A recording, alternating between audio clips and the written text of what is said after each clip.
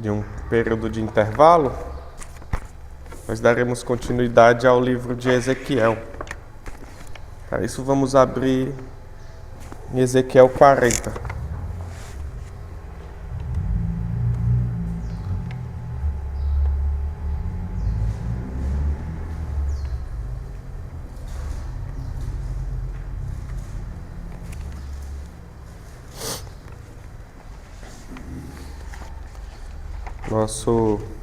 Em nossa revista é o livro de número... é a capítulo de número 7. Nossa revistinha você pode estar acompanhando. Todos têm? Você tá com a revistinha? Não? Não? Deixa eu ver se tem aqui.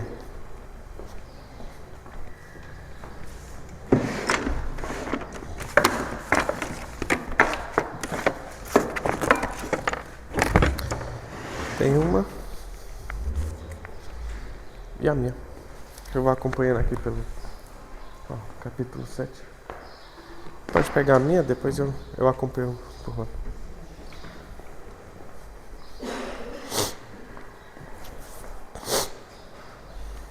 Capítulo de número 7. A gente vai chegando ao final do livro de Ezequiel. Então será dividido em 2 ou 3 aulas, esse final, que é do capítulo 40 ao 48. Nós já observamos praticamente todo o livro, Ezequiel sendo levado para o exílio. Ele profetiza primeiro para os que estão lá em Jerusalém que ainda serão levados, mas ele está profetizando no exílio, então ele sempre fala aos exilados, mas ele fala uma profecia para os que como que para os que estivessem ainda em Jerusalém. Depois ele fala contra os exilados, ele fala dos erros, fala dos problemas, ele fala contra as nações, ele fala da restauração que viria, e agora ele vai falar da Nova Jerusalém. Na última aula, vou relembrar aqui, deixa eu abrir para vocês, que nós vimos. Na última aula a gente viu do 33 ao 39 que ele fala as profecias sobre a restauração de Jerusalém. E nós observamos que é um período de já e ainda não, como que nós vivemos. Nós já temos a realidade de algumas promessas, mas ainda não plenamente. Nós somos santos diante de Deus, mas nós estamos em processo de santificação. Nós já somos salvos perante o Senhor, já somos tidos como filhos de Deus e salvos, porém a salvação plena virá um dia. Então nós vivemos em um período de vários sim e ainda não. O Senhor já nos vê como santos, mas ainda nós estamos em processo de santificação. Você ainda luta contra o pecado, você ainda tem dificuldades, mas quando Cristo retornar, nós seremos santos com Ele. Em Cristo nós temos o Espírito Santo, que foi nos dado. Então, uma promessa que é feita lá em Ezequiel, que Deus daria o Espírito dele ao povo, isso é manifestado e essa profecia é realizada lá em Atos 2, quando o Espírito Santo desce sobre o povo. E eles passam a falar em outras línguas, e a igreja passa a crescer. Hoje o Espírito Santo habita dentro de nós.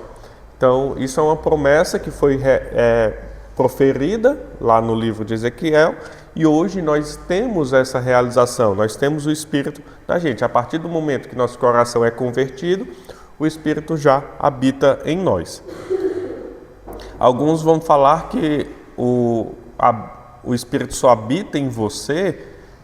Para o Espírito habitar em você é necessário um segundo batismo. Em algumas igrejas ou na internet, você às vezes está escutando uma pregação de outra denominação, alguma coisa, e você pode algum dia se deparar com isso. Algumas denominações vão dizer que o batismo com águas é uma coisa e o batismo com o Espírito é outra. Então você batizar com água não significa que o Espírito Santo está em você. Nós não cremos assim. A partir do momento da sua conversão, o Espírito já habita em você. E aí você vai crescendo em santificação, crescendo em intimidade com Deus. O povo de Deus está sendo reunido em todo o mundo, então o reino de Deus está se expandindo, desde lá da vinda de Cristo, desde Atos, o reino de Deus está se expandindo, então o povo de Deus espalhado em todo o mundo está sendo reunido. Nós aguardamos uma pátria celestial, nossa pátria não é essa, mas é celestial, por isso que Jesus e os apóstolos vão falar que não se preocupam com as coisas desta terra, porque eles não são daqui, mas eles são de outra pátria. Os apóstolos e os judeus aguardam até hoje o quê? A restauração plena de Israel física, lá daquele terreno de Israel, que está tendo guerra agora. Então eles falam que ele não é o Messias, Jesus não é o Messias. Por quê? Porque não tem paz em Israel. Nós não aguardamos paz neste mundo presente, mas nós aguardamos uma paz no mundo por vir. As Escrituras dizem que o mundo aqui vai ficar cada vez pior até a vinda de Cristo, então restauração. Mas veja, nossa pátria não é daqui. Isso não quer dizer que nós não vamos nos preocupar com o próximo, pelo contrário. Jesus manda a gente se preocupar com o próximo. Mas nós não vamos colocar nosso alicerce ou como se o Messias fosse algo desta terra. Nossa pátria é celestial, nossa pátria é de outro lugar. E aí os judeus olhavam para Jesus e falavam, certo, esse é o Messias que veio de uma cidade pobre, de uma família pobre, que não tem força para nada e que está morrendo numa cruz. E aí eles se decepcionaram com aquele Jesus. Por quê? Porque eles aguardavam um Messias que restauraria Israel com um grande exército, um grande rei que iria restaurar da linhagem de Davi e que os iriam livrar das mãos dos romanos e dentre outras coisas, mas não era o que eles aguardavam. Então eles aguardavam uma pátria terrena e Jesus trouxe para um entendimento de uma pátria celestial. E aí também é falado com pleno cumprimento, tudo se cumprirá plenamente, o Espírito Santo em nós, a nova pátria, a reunião de todo o povo de Deus, onde? Nos novos céus e nova terra. Então tudo isso nós receberemos plenamente, a santificação, um corpo perfeito, uma pátria perfeita, uma cidade perfeita, o povo todo reunido, o Espírito Santo em plenitude do Espírito, somente na nova terra. Então essa foi um breve resumo da aula passada, né? Já faz um tempo para nós entendermos. Então é falado sobre a restauração, que Deus restauraria Jerusalém. E agora ele vai falar, através de uma visão a Ezequiel, sobre a nova Jerusalém. Isso é muito importante para nós, porque é muito falado nas Escrituras sobre a nova Jerusalém, o porvir, né? E a gente agora entra num assunto chamado escatologia, que é o estudo do fim dos tempos, o estudo do porvir, né? O que acontecerá depois, é a escatologia. Então, a profecia sobre a nova Jerusalém. E aí são esses capítulos do 40 ao 48 que finaliza o livro de Ezequiel. Para darmos início, vamos ler somente aqui do 41 até o 44. Os 40 versos 1 a 4. Vamos ler de forma alternada, só para entendermos o começo.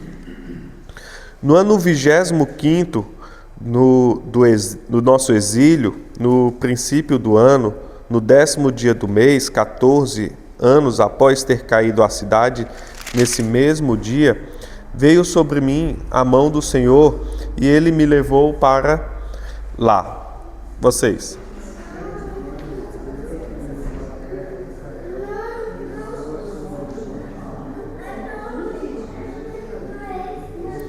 Ele me levou para lá, e eis um homem cuja aparência era como a do bronze. Estava em pé na porta e tinha na mão um cordel de linho e uma cana de medir. Se quiser deixar ele, pode deixar.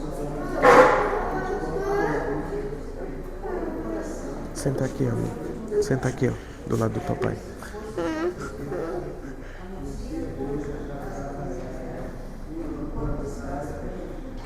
Até aqui. Ó, revistinha. Senta aqui. Ele senta já. Então, esse é o início, né? Ele é levado e ele teve uma visão de algo acontecendo, ele vai descrever essa visão em alguns capítulos. E uma das primeiras coisas que nos chama a atenção, antes de começar a aula, é que você vai observar tanto aqui, como em Êxodo, Levítico, em alguns livros, o detalhamento das coisas de Deus. Como nós temos um Deus detalhista. Esse homem de bronze, ele tem ali uma vara de medir, como de bronze ele tem uma vara de medir, ele mede cada detalhe e você vê que cada detalhe é descrito aqui com ênfase, com cuidado. Então as coisas de Deus nunca podem ser tratadas como as coisas comuns do dia a dia. Nós temos um Deus que é zeloso com suas coisas. Às vezes a gente tá tão íntimo assim da igreja, né? Que a gente já vem há tantos anos e tudo, e a gente começa a levar as coisas de Deus, como dizem, né, empurrando com a barriga, de qualquer forma. Ah, não, tá bom, assim, o importante é a gente fazer, que tá bom. Mas veja que nas Escrituras nunca é tratado assim. Sempre é tratado as coisas de Deus com muito zelo. E o próprio Deus tem suas coisas com muito zelo. Você vê que cada centímetro é medido das coisas dele, ali com exatidão, e cada coisa é falada com exatidão para seguir aquilo e aguardar por aquilo. Quando o Senhor vai fazer o tabernáculo, quando ele vai fazer o templo, tudo é medido centímetro por centímetro e tudo tem que ser replicado centímetro por centímetro e nada pode fugir daquilo que o Senhor falou. Então o Senhor tem zelo por suas coisas. Então, nesses capítulos, nós vamos ver a esperança de um futuro glorioso para o povo de Deus.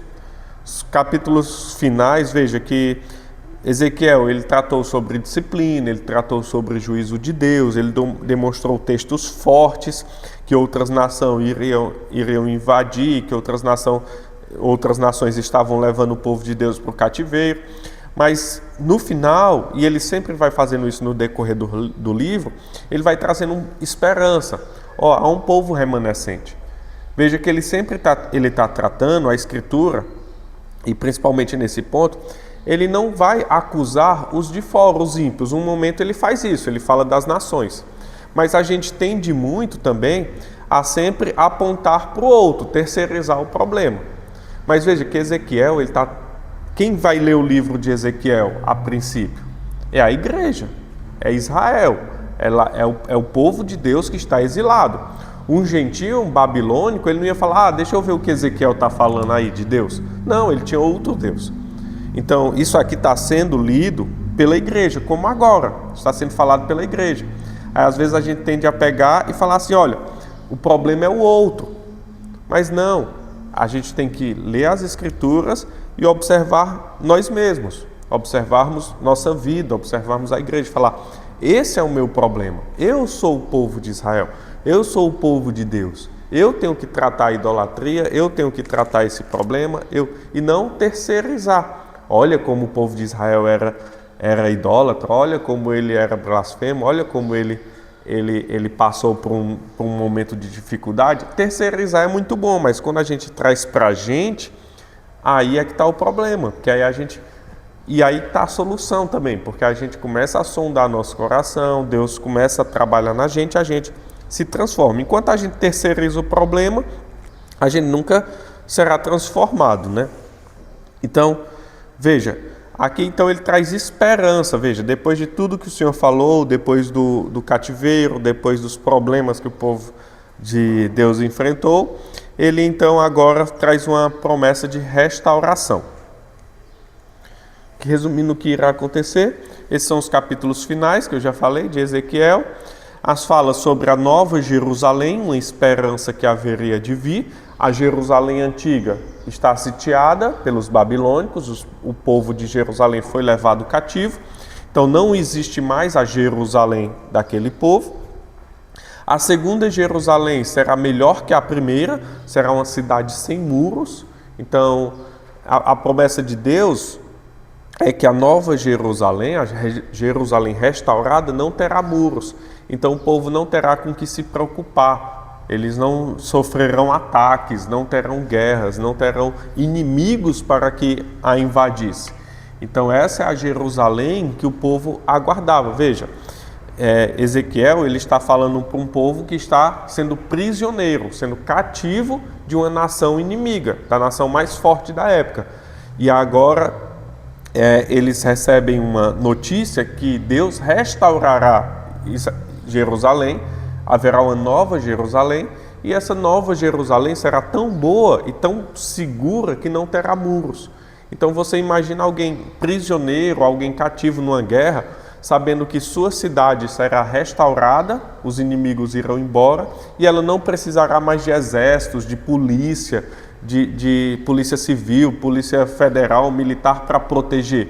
Já pensou? Se aqui nós fôssemos atacados e fôssemos levados presos, falar só, está vindo restauração lá em Itaporanga. E a restauração está sendo tão boa que não tem mais nem polícia lá, nem precisa de polícia. Não precisa mais nem de muro às casas, nem de cerca elétrica. Veja que notícia maravilhosa nós iremos ter, né? Vocês não precisam nem trancar a porta do quarto, vai voltar da casa, será como antigamente, as portas abertas, não terá mais nenhum perigo. Então, o povo de Deus, escutando essa notícia de Ezequiel, alegrava o coração. Por quê? É um povo que estava sofrendo na Babilônia, estava sendo ali mantido em cárcere, e eles receberam essa notícia, então isso os alegrava, aquecia o coração deles. 20 anos após, isso acontece 20 anos após a visão inicial, lá em Ezequiel 1.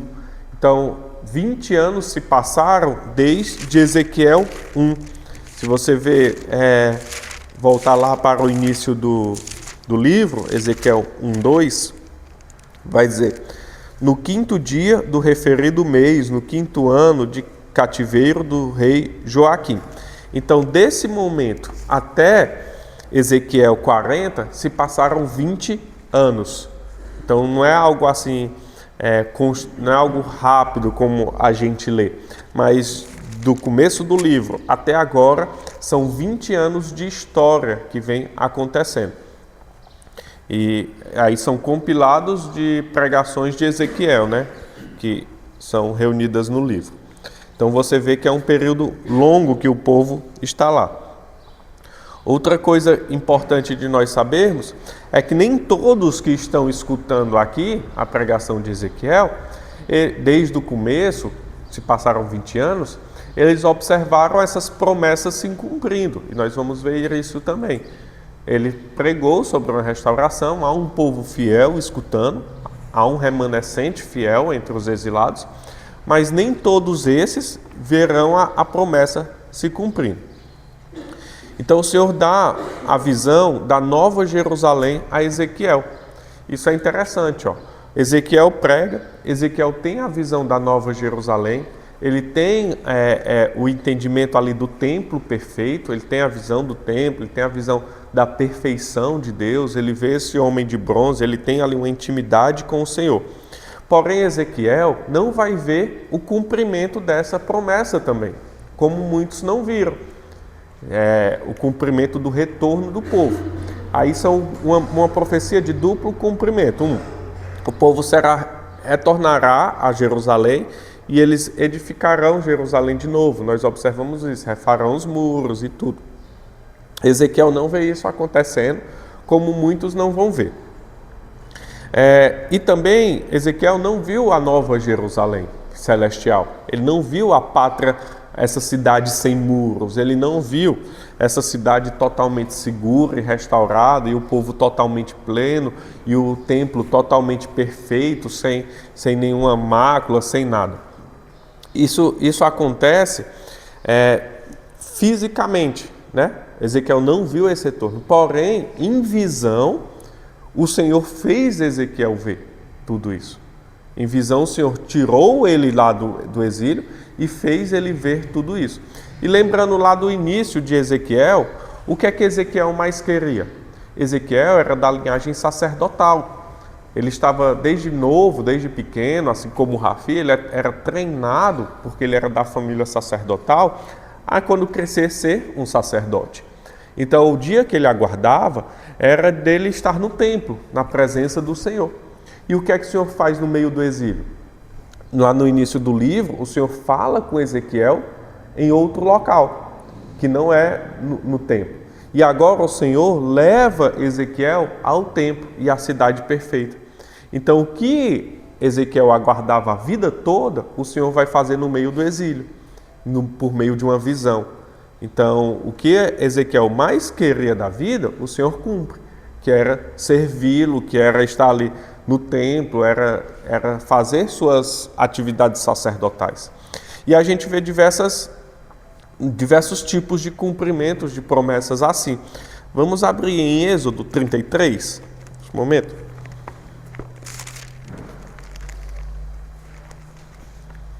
Êxodo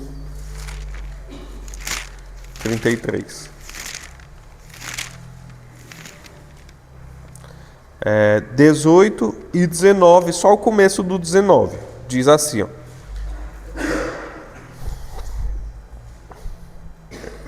Então ele disse, Moisés falando, vou ler do 17.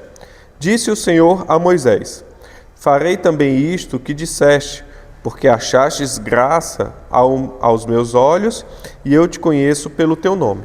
Então ele disse, rogo-te que me mostre a tua glória. Respondeu-lhe, o Senhor falando agora, farei passar toda a minha bondade diante de ti, e te proclamarei o nome do Senhor.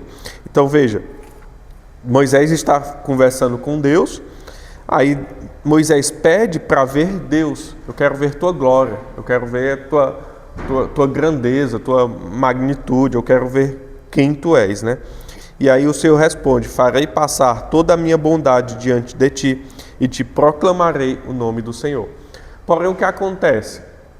Nos capítulos seguintes, Moisés não entra na terra prometida, Moisés não vê Deus, ninguém viu a Deus, Pai, ninguém teve viu a face do Senhor. Então, a promessa não se cumpriu, de certa forma. Ele não viu acontecer isso. Mas o Senhor não disse que faria cumprir isso, que faria que Moisés visse sua bondade, que faria, que proclamaria o nome do Senhor. Aí onde isso vai se cumprir? Veja, Moisés morre depois de um tempo, né? Ele aqui morre e essa promessa não se cumpre. Aí a gente vai lá para Mateus 17. Veja, Mateus 17. Senta aqui, amor. Do lado do papai.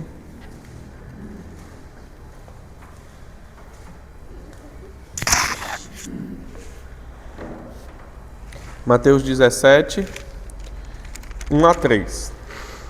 Diz assim: 6 dias depois tomou Jesus consigo a Pedro e aos irmãos Tiago e João, e os levou em particular a um alto monte, e foi transfigurado diante deles. O seu rosto resplandecia como o sol, e as suas vestes tornaram-se brancas como a luz. Jesus, né? Seu rosto resplandecia como o sol, e suas vestes tornaram-se brancas como a luz. E eis que lhes apareceram Moisés e Elias falando com eles. Então veja, o que Moisés pede: Senhor, quero ver tua glória. E o que é que acontece agora? Anos e anos e anos e anos e anos e anos depois, Moisés vê a glória de Deus e a bondade de Deus. Quem é? Jesus Cristo. Então há esse encontro. Então a promessa se cumpre. Deus prometeu a Moisés que ele veria a bondade dele. E Moisés vê a bondade do Senhor aqui. Então veja, as promessas de Deus, elas sempre se cumprem. Podem não ser no nosso tempo. Às vezes a gente pede algo, às vezes a gente está clamando, orando por algo, e a gente diz, Deus não respondeu. Não, Deus sempre responde. Mas não é no nosso tempo. E não é da nossa forma. Nós estamos tratando com um Deus soberano, que sabe de todas as coisas, sabe o que é melhor para a gente. Então, se Deus fizesse segundo o nosso querer, a verdade é que o mundo seria um caos. Porque cada um aqui tem um querer. Cada um aqui tem sua forma de querer algo. Já pensou se Deus fosse fazer como cada um de nós quer? O mundo seria um caos. Porque nossos interesses iriam conflitar. Mas Deus faz tudo segundo o seu querer.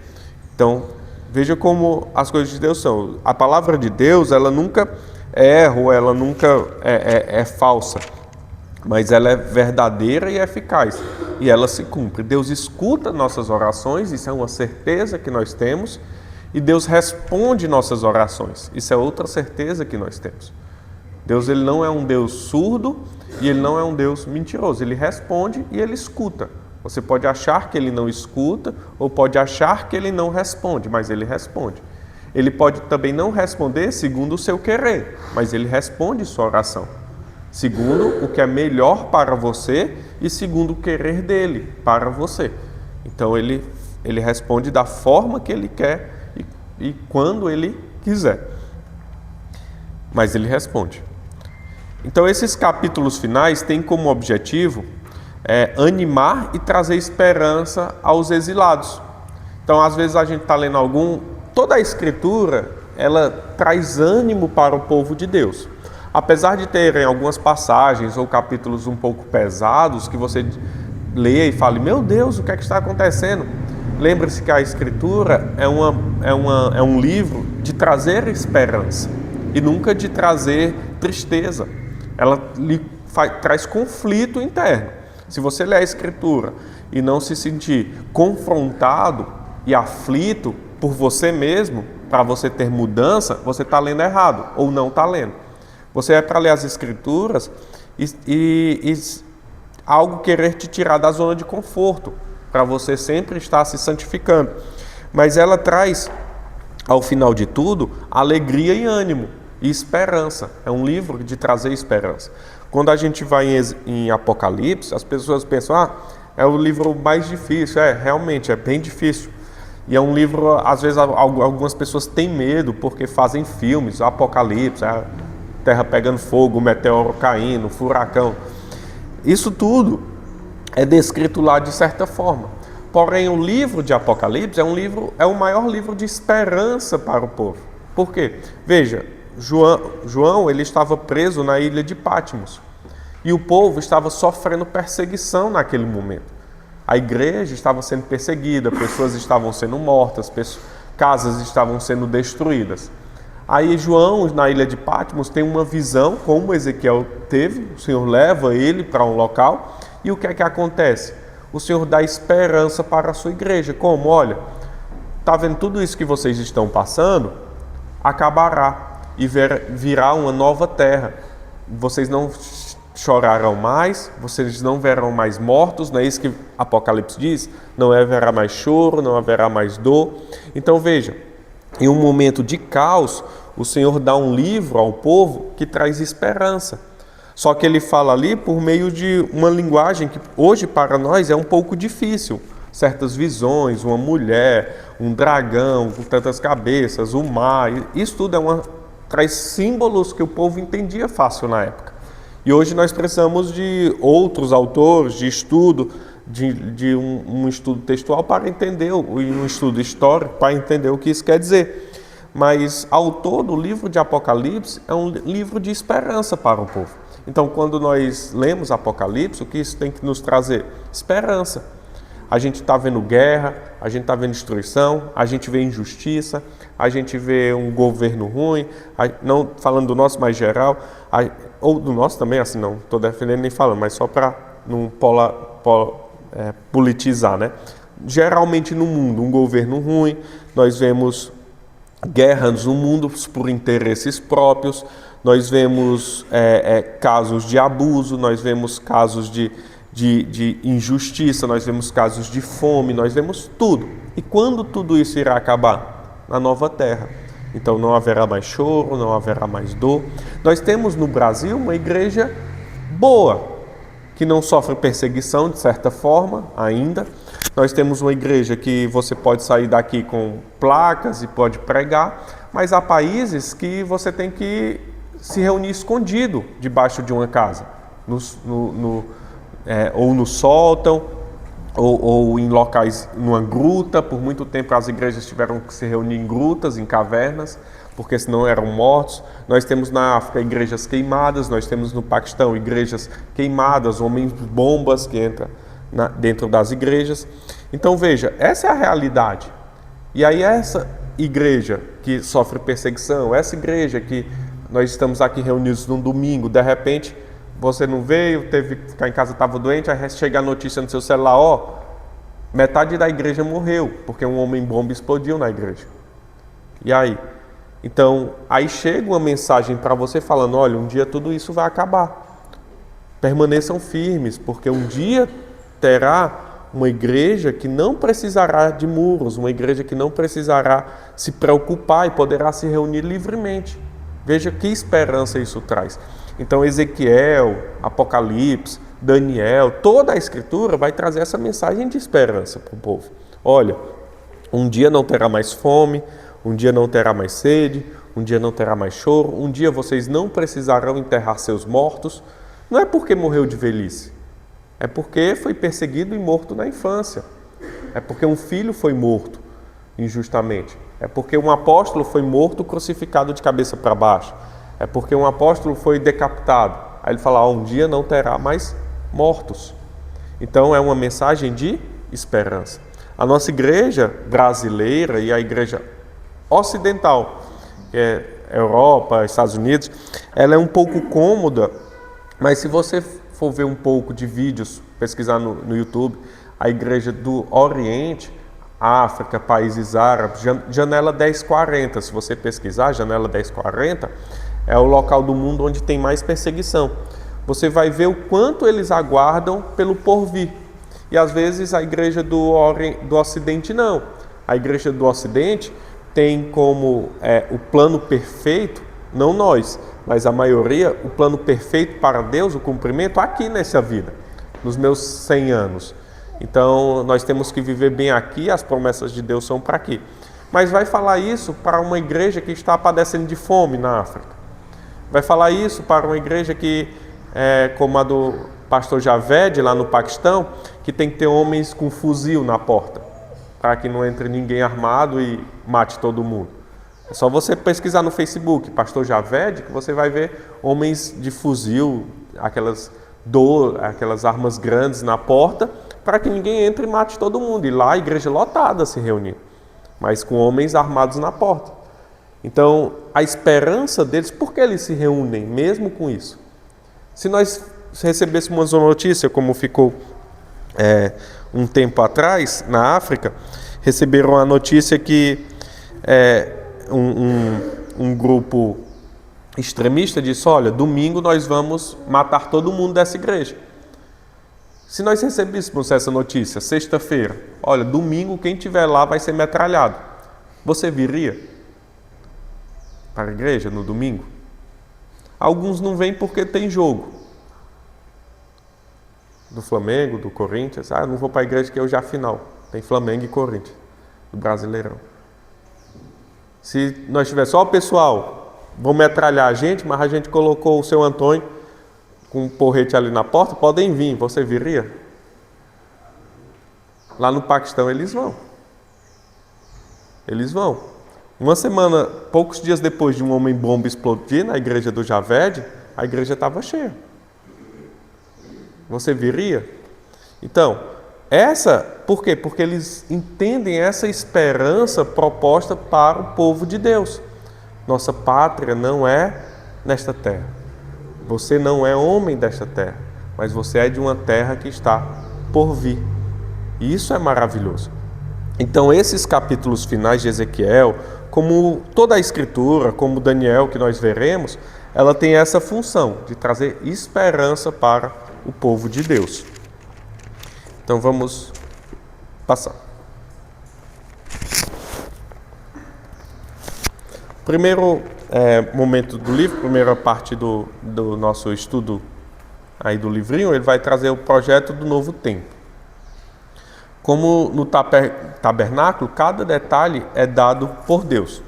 Vamos abrir lá em Êxodo 25, só para ver um pouco.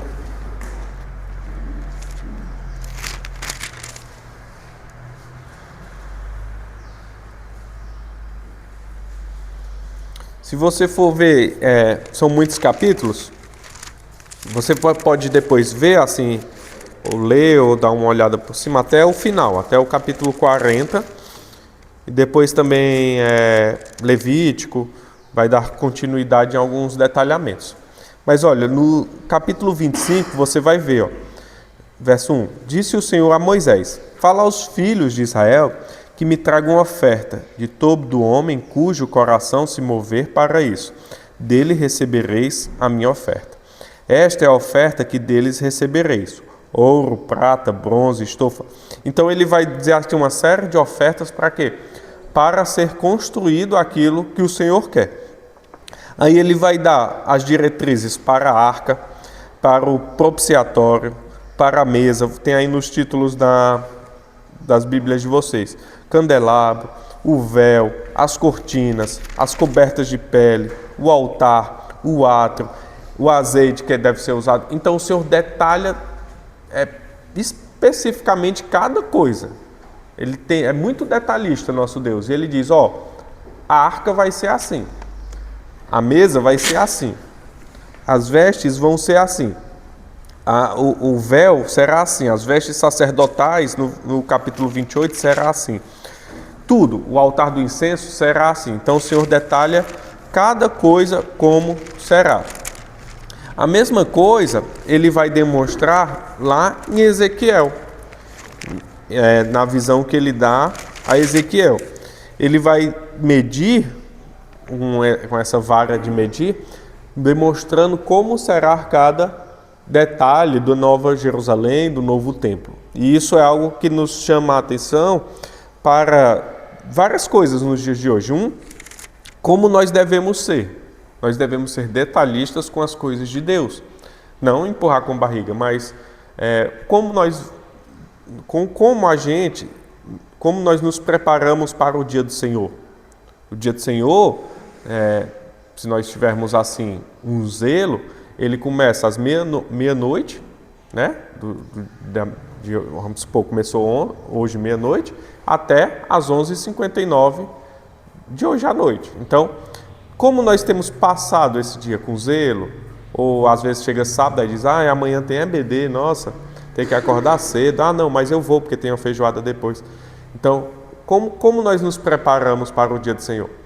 Como nós nos preparamos, o Denê toca, a Jo toca, o Almir toca, o Adson toca. Como é que eles se preparam para esse momento? Não, eu vou lá exercer meu dom que Deus me deu para tocar. O pastor vai pregar. Como o pastor se prepara? Ele vai lá no chat GPT 10 minutos antes do culto e diz, esqueci de fazer, Ou ele se prepara para esse momento. Então veja, é tudo. Ninguém foge, o pastor não está isento, os músicos não estão isentos, o diácono não está isento, os membros não estão isentos de se prepararem com zelo. Nós temos um Deus zeloso que chama o seu povo a ser zeloso. Quando ele vai dizer, olha, construa um tabernáculo, ele dá detalhadamente como o povo deve fazer. Entendeu? Então nós temos que observar essas questões para nós. E aí, às vezes, passam despercebidos. Às vezes a gente está lendo Ezequiel ou está lendo lá Êxodo, aí quando chega nessas partes, nós pulamos. Se você for ler aqui, capítulo 40, 41, é só uma edição, aí você pula logo lá para 43, 44, porque meio que repete, as pessoas acham uma leitura cansativa. Mas você vai ver o detalhamento de Deus para com suas coisas. E aí nós não podemos fazer do nosso jeito, mas nós devemos fazer do jeito que Deus exige, do jeito que Deus detalha para nós. Então, cada detalhe do servir a Deus é dado pelo próprio Deus. Por isso que eu já falei isso numa aula falando porquê do nosso culto, né? Ser desta forma. Alguns vão olhar para nossas igrejas mais tradicionais, e não só presbiterianas, mas igrejas reformadas, e vão falar assim, mas o culto de vocês é muito parado e é todo domingo a mesma coisa praticamente. Mas veja, quem diz isso, ele defende um culto que pode ser inovado segundo o meu querer para conquistar o povo. E não é assim que nós entendemos. Porque eles defendem algo que é assim, se a Bíblia não proíbe, eu posso fazer. E aí isso é algo perigoso, por quê? Porque nós vemos jogos de luzes, nós vemos parede de diversas cores, não critico parede preta, mas nós vemos paredes de diversas cores, agora a moda é bege, Aí vai todo mundo de bege, antes era preto, aí vai todo mundo de preto. Aí faz isso, faz aquilo, faz aquilo. Algumas coisas são até boas para nós, mas outras começam a se desviar dos caminhos e passam a servir o povo em vez de Deus. E isso é um perigo. Então, ao momento que você defende que o que não está nas Escrituras pode ser realizado num culto, você pode também defender como as pessoas fazem, de colocar um ringue no lugar de um púlpito, para atrair o povo. Aí começa com uma luta, Jesus contra Satanás, e depois o pastor entra pregando. Aí você diz, não, mas isso aí é demais. Mas por que é demais? Não está proibido. Se não está proibido, eu posso fazer. Porque eu não posso fazer um show no meio do culto, um teatro, e aí depois entrar com a pregação? Porque não é assim que o Senhor nos instrui. Entendeu? Então, se eu abro isso, eu posso abrir isso. Aí vai do meu entendimento. Entendeu?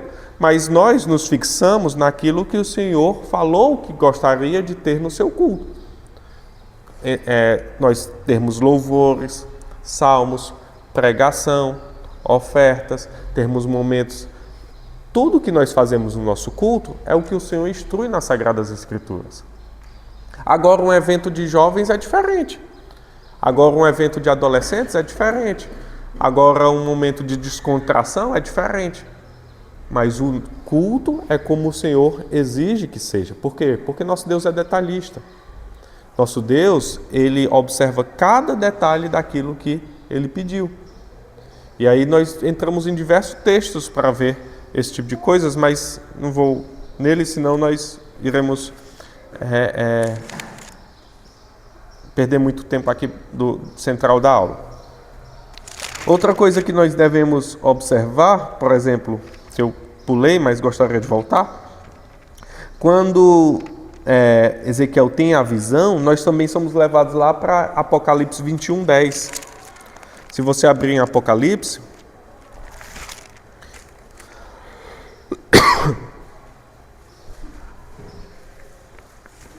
Ezequiel vai ter vai ter a visão da Nova Jerusalém, da cidade santa, da cidade restaurada, do templo, como também João tem lá em Apocalipse 21:10.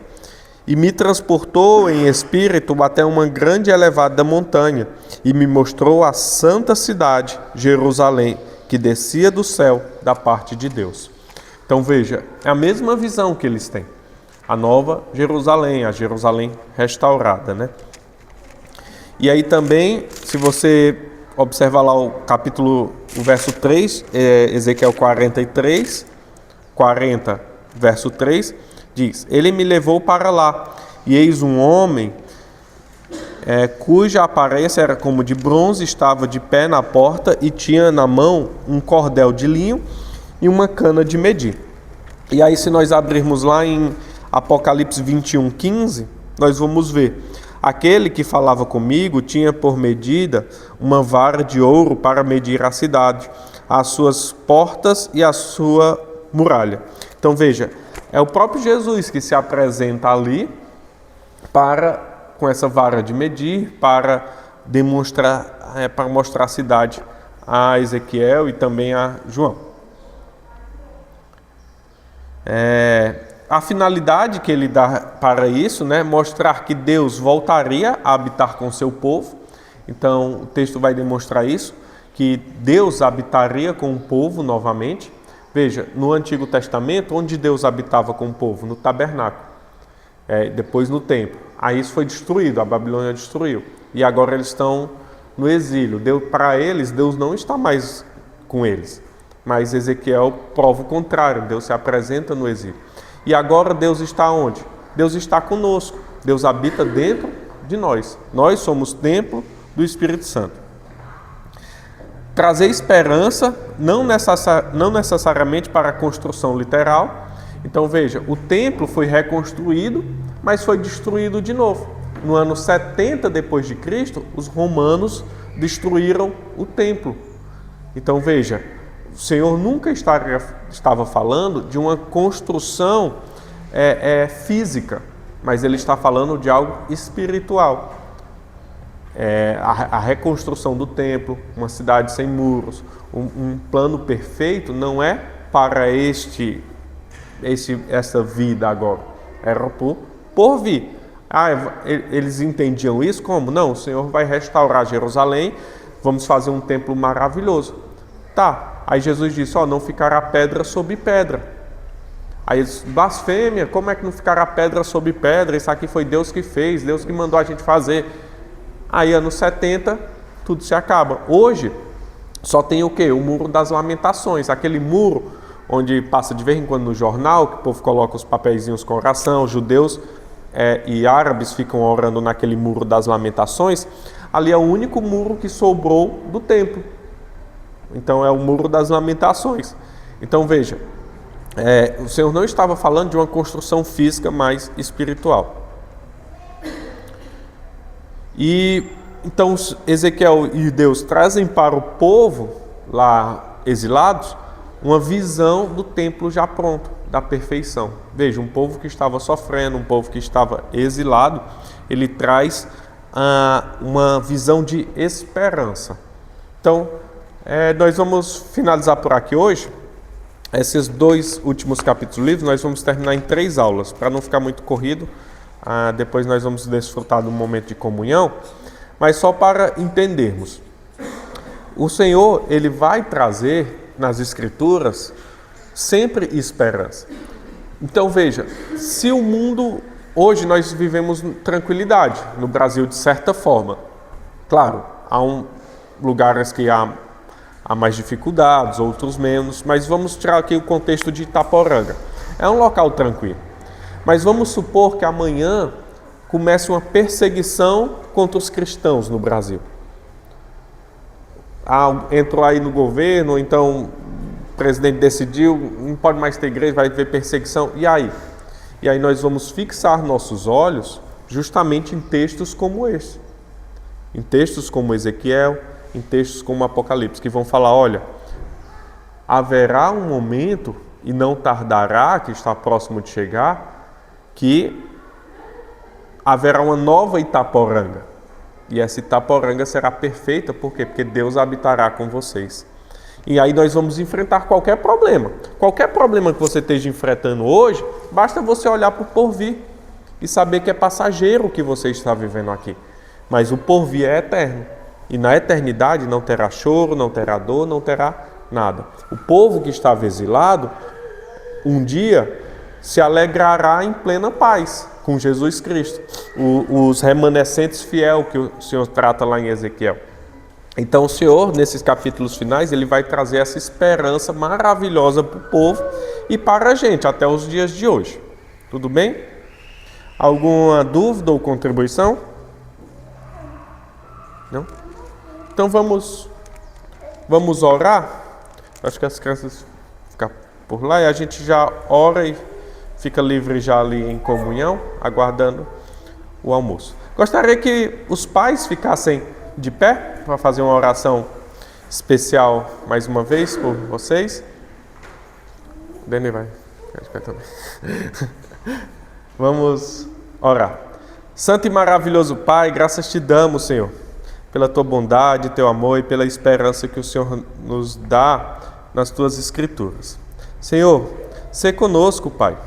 Abençoa-nos, Senhor Deus. Somos homens que estamos, Senhor Deus, querendo refletir o nosso bom Pai aqui neste mundo. Ajuda-nos, Senhor Deus, nessa tarefa. Faz com que nós cuidemos bem dos nossos filhos, tanto os nossos filhos físicos, Senhor Deus, como também espirituais, aqueles que o Senhor coloca próximo da gente e que o Espírito Santo nos incomoda para falarmos do Senhor, para cuidarmos, para apresentarmos Cristo. Senhor, age através dos pais dessa nação, age através dos pais da Igreja Presbiteriana em Itaporanga, Senhor Deus. Fortalece esses homens, que eles sejam homens segundo o teu coração, que eles amem a Escritura, que eles honrem, Santo Deus, o nome que levam de cristãos, pequenos cristos, que eles saibam, Senhor Deus, amar suas mulheres como o Senhor amou a igreja, que eles saibam honrar seus pais e suas mães, que eles saibam, Senhor Deus, cuidar dos seus filhos como o Senhor cuida de nós. Senhor, te damos graças, Pai, porque homens assim o Senhor tem nos dado nessa igreja. E é pelo nome de Cristo Jesus que oramos a Ti. Amém. Amém.